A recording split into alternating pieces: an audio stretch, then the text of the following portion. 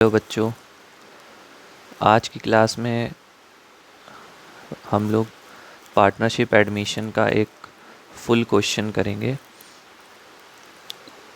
जिससे हमको पता चलेगा कि हम क्वेश्चन को कैसे स्टार्ट करेंगे और कैसे कैसे वैल्यूज़ कहाँ पे हमको लिखनी है। ठीक है, तो शुरू करते हैं क्वेश्चन।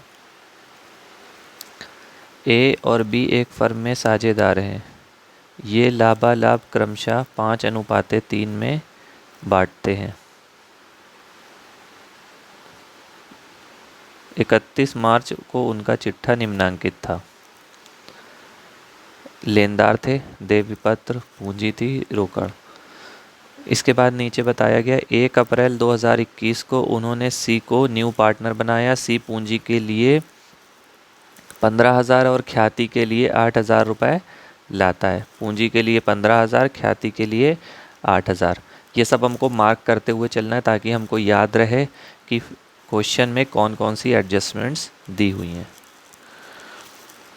उसके बाद ये ख्याति व्यवसाय में रहेगी, मतलब ये जो ख्याति लेके आया इसको पार्टनर्स निकालेंगे नहीं, विड्रॉ नहीं करेंगे, जैसे हमने बताया था। सी फर्म के भविष्य में लाभों को 1/5 भाग प्राप्त करेगा। संपत्तियों एवं दायित्वों का पुनर्मूल्यांकन निम्न प्रकार से किया गया। ठीक है, तो पुराने पार्टनर का जो ओल्ड रेशियो था हमारा 5/8 और 3/8, और जो सी आया है उसका शेयर कितना है 1/5। तो जब गुडविल का कैलकुलेशन करते हैं तो हमको ज़रूरत पड़ती है सैक्रिफाइसिंग रेशियो की। तो इस क्वेश्चन में हमको इतने डेटा के हिसाब से अभी तक सैक्रिफाइसिंग रेशियो कैलकुलेट करना पड़ेगा। तो वो हम कैलकुलेट कर लेंगे, वो हमने सीख रखा है। कैसे करा था, 1 - 1/5, 4/5 आ जाएगा। फिर न्यू रेशियो निकलेगा, फिर ओल्ड रेशियो से न्यू रेशियो माइनस कर देंगे तो सैक्रिफाइसिंग आ जाएगा। ठीक है, अब पहली एडजस्टमेंट दी, भवन का मूल्य 70,000 रुपये लगाया गया। भवन का मूल्य यहाँ देखें कितना है 60,000, और भवन का मूल्य हो कितना गया 70,000। तो यहाँ पे क्या है 10,000 रुपये का फ़ायदा हो गया है। तो फ़ायदे को रिवैल्यूएशन अकाउंट के क्रेडिट साइड में लिखा जाता है। ठीक, पहली चीज़। दूसरी चीज़, फर्नीचर का मूल्य 10% कम किया गया। कम करने से हमको लॉस हो गया, तो हमको यहाँ पे 1,000 का लॉस हो गया। देनदारों पर 5% अप्राप्य ऋण का प्रावधान करना है। 20,000 का 5%, 1,000 का यहाँ पे लॉस हो गया। लेनदारों का मूल्यांकन 28,000 पर किया। लेनदार हमारे 30,000 के थे और 28,000 हो गए, तो यहाँ पे 2,000 का फ़ायदा हो गया। लाइबिलिटी कम होने से हमारा फ़ायदा हो गया। तो अब क्या करना है, ये जितनी भी एडजस्टमेंट है यहाँ पे हमको मार्क कर देना है। पहली हमारी भवन है, इसके आगे थोड़ा थोड़ा पॉइंट लगाना है ताकि हम जब क्वेश्चन करें तो हमको याद रहे कि कहाँ कहाँ पे एडजस्टमेंट्स थे। फर्नीचर पे मार्क कर दिया, उसके बाद देनदारों पे मार्क कर दिया, और फिर लेनदारों पे मार्क कर दिया। सबसे पहले हमारा जो अकाउंट बनता है वो रिवैल्यूएशन अकाउंट बनता है, फिर पार्टनर्स कैपिटल अकाउंट, फिर कैश अकाउंट, और फिर बैलेंस शीट हमारी बनती। ठीक है, और एक पॉइंट कि हमको सैक्रिफाइसिंग रेशियो भी कैलकुलेट करना है। ठीक है, तो हम सबसे पहले रिवैल्यूएशन अकाउंट बनाएंगे और साथ साथ जो उससे रिलेटेड चीज़ें हैं उसको अपनी न्यू बैलेंस शीट में पोस्ट भी करते चलेंगे। एज एट 31 मार्च बैलेंस शीट हमारी न्यू कब बनेगी 2021 को। तो सबसे पहले जो रिवैल्यूएशन का पॉइंट है, रिवैल्यूएशन के पॉइंट हमेशा एसेट्स और लायबिलिटी की रिवैल्यू करके बनाए थे। तो एसेट्स और लायबिलिटी की रिवैल्यू यहाँ पे सबसे पहले लिखा है, भवन का मूल्य 70,000 लगाया गया। भवन का मूल्य पहले कितना था 60,000, तो यहाँ पे मेरा फ़ायदा हो गया। तो हम लिख देते हैं बाई बिल्डिंग। कितने का फ़ायदा हो गया मेरा 10,000 का। ठीक है, उसके बाद इस बिल्डिंग को हम डायरेक्टली कहाँ पे लिख दें, अपनी बैलेंस शीट में। यहाँ पे लिख दें बिल्डिंग। देखना कि लिखना कैसे है, सब लोग नोटिस करिएगा। बिल्डिंग हमारी पहले से कितने की थी 60,000 की, प्लस इंक्रीज कितने की हो गई 10,000 की। तो मेरी बिल्डिंग की न्यू वैल्यू कितनी हो गई 70,000 और इसी 70,000 पे मूल्यांकन किया गया है। बात समझ में आ रही कैसे कैसे करना है? ठीक है। दूसरा एडजस्टमेंट, फर्नीचर का मूल्य 10% से कम कर दिया गया। अब फर्नीचर पे हमें क्या हो गया? लॉस। तो ये फर्नीचर है मेरा, लॉस कितने का हो गया? 2 फर्नीचर। कितने का लॉस हुआ है? 10,000 का फर्नीचर था, 10% कम हो गया तो 10,000 का 10%, 1,000 रुपये का लॉस हो गया। फिर दूसरी चीज़ भी हम यहाँ पे लिख दें, फर्नीचर 10,000 का था माइनस डिक्रीज, 1,000 माइनस कर दिया, कितने का बचा? 9,000 का बचा। दो एडजस्टमेंट्स हो गई, ये फर्नीचर पे भी टिक कर दिया हमने। हर एडजस्टमेंट्स को हमको 2 जगह पोस्ट करना है, ये बात हमेशा आप जहन में रखिएगा कि हर एडजस्टमेंट 2 जगह पे पोस्ट होना ज़रूरी है, नहीं तो मिसमैचिंग हो जाएगी। इसके बाद कह रहा है देनदारों पर 5% अशोध ऋणों के लिए प्रावधान करना है। ठीक है, तो देनदार हमारे यहाँ पे कितने हैं? 20,000।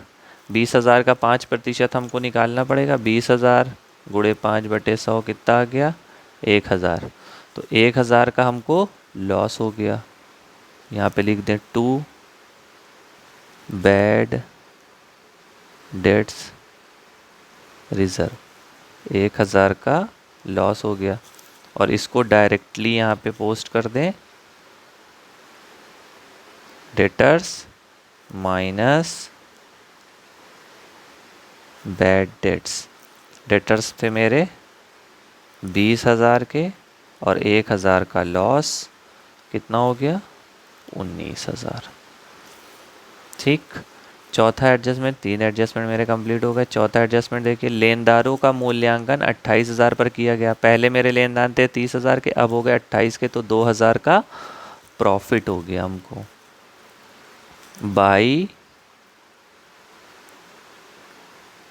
क्रेडिटर्स, 2,000 का प्रॉफिट। और क्रेडिटर्स हमारे कहाँ आते हैं? लाइबिलिटीज़ में। क्रेडिटर्स कितने के थे? 30,000 के माइनस डिक्रीज 2,000 और यहाँ पे 28,000। तो जितना भी प्रॉफिट या लॉस हो रहा है वो हमारा लिखा जा रहा है रिवैल्यूएशन में, और जितनी भी न्यू वैल्यू बन रही है वो मेरी लिखी जा रही है बैलेंस शीट में। ठीक है, बात समझ में आ गई? अब हमारी रिवैल्यूएशन अकाउंट कंप्लीट हो गया। रिवैल्यूएशन अकाउंट में कुछ भी नहीं जाना, तो रिवैल्यूएशन अकाउंट फाइनल कर दें। कैसे फाइनल करते हैं? डेबिट और क्रेडिट दोनों साइड का टोटल करते हैं। तो डेबिट साइड का टोटल देखते हैं, डेबिट साइड का टोटल कितना आ रहा है? 2,000। और क्रेडिट साइड का टोटल कितना आ रहा है? 12,000। ठीक है, तो अब क्रेडिट साइड का टोटल है, तो जो सा टोटल मेरा ज़्यादा होता है उसको हम टोटल के कॉलम में लिख देते हैं। ठीक, अब इनका डिफरेंस निकालते हैं तो वो कहलाता है प्रॉफिट या लॉस। अब क्रेडिट साइड का टोटल ज़्यादा है, तो मेरा यहाँ पे प्रॉफिट निकला कितने का? 10,000 का मेरा प्रॉफिट निकल आया। बात समझ में आ रही है? तो इस प्रॉफिट को 2 पार्टनर्स हैं उनमें बांट देते हैं। 2 profit transferred to partners capital account, A और बी। कितने का टोटल प्रॉफिट हुआ? 10,000। अब इस 10,000 को क्या करते हैं? डिस्ट्रीब्यूट करना है ए और बी में। 10,000 इंटू 5/8 और 10,000 इंटू 3/8। तो यहाँ पर मेरा 10,000 इंटू 5/8 आ जाएगा 6250, और 10,000 इंटू 3/8 आ जाएगा मेरा 3,750। ठीक है, तो हम इसको पोस्ट कर देते हैं 6,250 और 3,750। तो मेरा ये अकाउंट हो गया कंप्लीट। रिवैल्यूएशन अकाउंट मेरा कंप्लीट हो गया बहुत ईजिली, बहुत आसानी से, बहुत जल्दी से। ठीक, अब मेरी आधी बैलेंस शीट भी तैयार है। अब हमको सिर्फ प्रिपेयर करना है partners capital account. Partners capital account में सबसे पहले हम लिखते हैं जो हमारी पुरानी कैपिटल है। पुरानी कैपिटल कहाँ से उठाते हैं? ये जो बैलेंस शीट में कैपिटल दी है ए और बी की, इसको हम लिखते हैं बाई, पार्टनर्स का नाम डाल दें पहले, बी सी, ए बी और सी। तो by balance brought down BD, कितनी कितनी कैपिटल थी? 35,000, 20,000 और सी में कुछ नहीं। सी हमारा न्यू पार्टनर है तो सी कैश में पैसा लेके आएगा। फॉर्मेट आप लोग देख लीजिएगा, लास्ट क्लास में बताया गया था, उसी के अकॉर्डिंग है, समझाया था फॉर्मेट। इसके बाद नेक्स्ट चीज़ यहाँ पे लिखते हैं बाई कैश। ये कैश जो है वो सी की कैपिटल के लिए। सी अब कैपिटल कितनी लेके आया था? ध्यान से देखें, ये देखिए 15,000। ये 15,000 सी,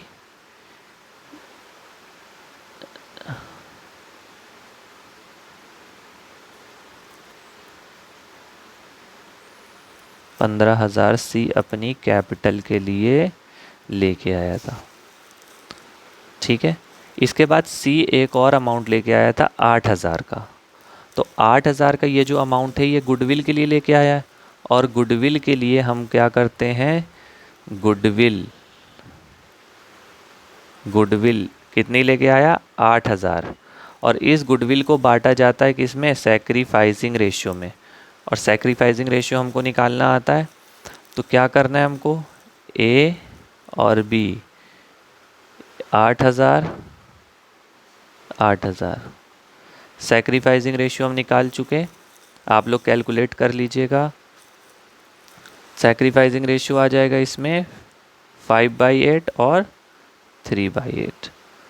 कैलकुलेट करिएगा आप लोग सैक्रिफाइसिंग रेशियो। ये सैक्रिफाइसिंग रेशियो में डिस्ट्रीब्यूट होती है गुडविल।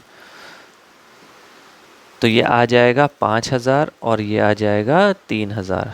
तो यहाँ पर हमको इसको पोस्ट करना है बाई गुडविल 5,000 और 3,000। ओके, इतना हो गया। अब एक चीज़, ये जो पार्टनर्स ने रिवैल्यूएशन में प्रॉफिट कमाया, इसको भी हमें लिखना होता है बाई रिवैल्यूएशन 6,250, 3,750। अब हम चलते हैं क्वेश्चन में और देखते हैं क्या चीज़ लिखी है, क्या चीज़ नहीं लिखी। पार्टनर्स कैपिटल अकाउंट में पूंजी हमने लिख दी है। लेनदार हमारी आर्थिक चिट्ठे का है, देवी पत्र आर्थिक चिट्ठे का, बाकी सारी चीज़ें आर्थिक चिट्ठे की नीचे आ जाएं। 15,000 की कैपिटल हमने लिख दी है, 8,000 की गुडविल भी हमने बांट के लिख दी है, बाकी सारी जो चीज़ें हैं वो रिवैल्यूएशन अकाउंट में जा चुकी हैं। इसका मतलब मेरा पार्टनर्स कैपिटल अकाउंट कंप्लीट हो चुका है। अब पार्टनर्स कैपिटल अकाउंट में हमको कुछ भी नहीं करना। ठीक है, तो अब हमको क्या करना है? टोटल डेबिट और क्रेडिट का, क्रेडिट और डेबिट का, ए बी और सी। तो ए का क्रेडिट साइड में जो टोटल आएगा वो आएगा 3500 में 5,000 जोड़ा और 6,250 जोड़ा, 14,750। इसके बाद बी का 8,750 और सी का 15,000। और इन लोगों का डेबिट साइड में टोटल क्या है? 0 0 0। ठीक, तो अब हम टोटल पहले कॉलम में लिख दें नीचे वाले 14,750, 8,750, 15,000। इसी तरह यहाँ पे भी 14,750, 8,750,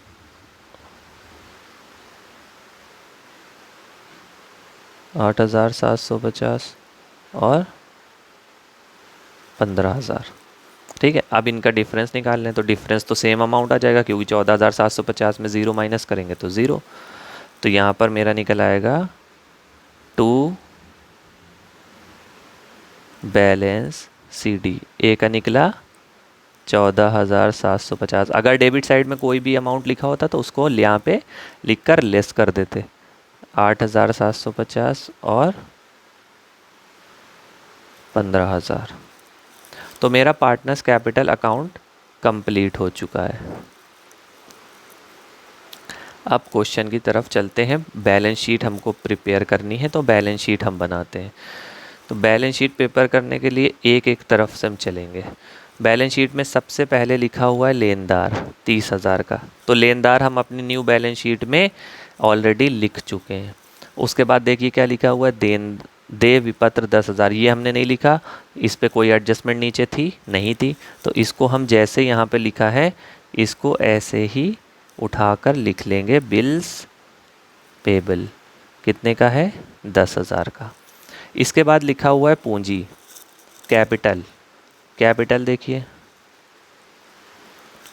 AB।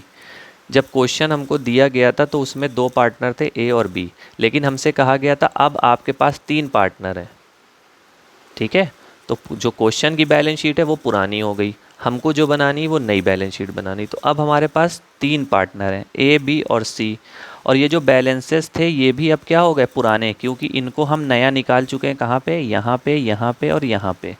तो अब यहाँ पे न्यू बैलेंसेस लिखे जाएंगे, 14,750, 8,750 और 15,000। यहाँ पर पुराने बैलेंस कोई भी नहीं लिखा जाएगा। 8,750 और 15,000 तीनों का कर देंगे टोटल, तो आ जाएगा 38,500। इसी तरह अब हम लोग चलते हैं एसेट साइड में। एसेट साइड में सबसे पहले लिखा हुआ है रोकड़, अभी इसको छोड़ देते हैं थोड़ा सा। उसके बाद लिखिए देनदार। देनदार हम ऑलरेडी कर चुके हैं। भवन हम लोग कर चुके हैं। फर्नीचर हम लोग कर चुके हैं। अब मेरा सिर्फ और सिर्फ क्या बचता है, कैश। कैश का अब हमको बनाना पड़ेगा अकाउंट। अगर मान लीजिए कैश का अकाउंट नहीं भी बनाते तो ऐसे ओरल भी कैलकुलेट कर सकते हैं। देखिए 5,000 हमारे पास पहले से कैश थी, जो संपत्ति में कैश दी होती है उसका मतलब मेरे हाथ में कैश थी। फिर यहाँ पे बता रहा है कि जो नया पार्टनर है C पूंजी के लिए 15,000 रुपये और ख्याति के लिए 8,000 रुपये लाता है। मतलब C ने कितने रुपए दिए, 15,000 पूंजी के और 8,000 ख्याति के, तो कितने रुपए दिए, 23,000, और 5,000 पहले से थे, तो टोटल कैश कितनी हो गई, 28,000। टोटल कैश कितनी हो गई, 28,000। तो ये हमने डायरेक्ट कैलकुलेट कर लिया। अब अकाउंट कैसे बनता है, अकाउंट ऐसे बनता है, सबसे पहले लिखा जाएगा टू बैलेंस CD। जो पुराना बैलेंस है वो 5,000 लिख दिया जाएगा कैश का। इसके बाद लिखा जाएगा टू सीज कैपिटल अकाउंट, 15,000 की पूंजी लाया, और ये टू बैलेंस BD है, टू गुडविल 8,000। ठीक है, अब यहाँ पे आ जाएगा बाई बैलेंस CD 23,000, 23,000, 23,000। तो कैश अकाउंट ऐसे बनाया जाता है। इसको ओरली भी कैलकुलेट करके दिखा दिया कैसे। 5,000 पहले से मौजूद था, 23,000 नया पार्टनर लाया, 15,000 गुडविल के 15,000 कैपिटल के लिए लाया और 8,000 गुडविल के लिए। तो अब हम यहाँ पर लिख दें कैश। कितना कैश आया है टोटल मेरे पास, 23,000। कैसे आया, 5,000 पहले से था, 15,000 पूंजी के आए और 8,000 गुडविल के आए, और उसका अकाउंट आपके सामने ये बना हुआ है। अब मेरा क्वेश्चन हो गया है कंप्लीट। हम करेंगे बैलेंस शीट का टोटल। अगर टोटल मेरा मैच करता है इसका मतलब हमने क्वेश्चन सही सॉल्व किया है। तो लायबिलिटी साइड का टोटल करते हैं, 28,000, 10,000 और 38,500। कुछ टोटल आ गया 76,500।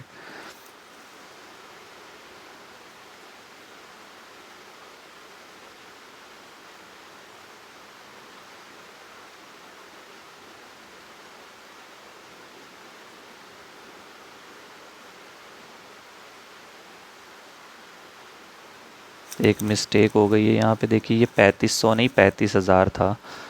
टोटल इसको करना पड़ेगा, ये पार्टनर्स कैपिटल अकाउंट के टोटल में मिस्टेक हो गया है थोड़ा सा, इसको सही कर लेते हैं।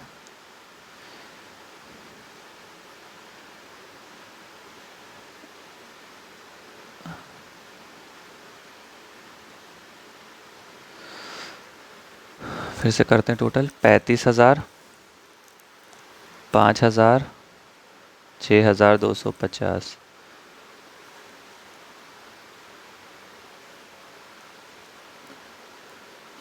46,250 और ये आ जाएगा 26,750 और ये आ जाएगा 15,000। Sorry for the mistake, total में उसको 3500 समझ लिया था। 46,250, 26,750, यहाँ पे 15,000। 46,250, 26,750 और 15,000।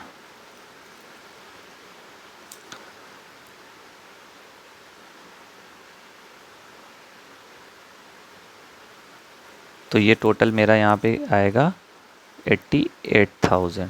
अब तीनों का टोटल कर दें, 88,000, 10,000 और 28,000, 1,26,000।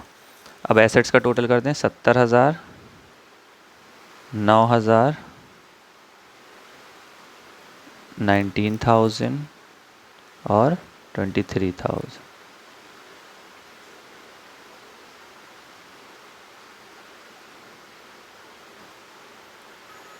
तो मेरा ये दोनों साइड का टोटल 1,26,000 आ चुका है। तो मेरी बैलेंस शीट मैच हो गई, इसका मतलब क्वेश्चन सही है। ठीक है, आई होप क्वेश्चन समझ में आ गया होगा। ध्यान से समझिएगा, नेक्स्ट क्वेश्चन होमवर्क करिएगा और होमवर्क आप लोगों को दिया जा चुका है। Thank you.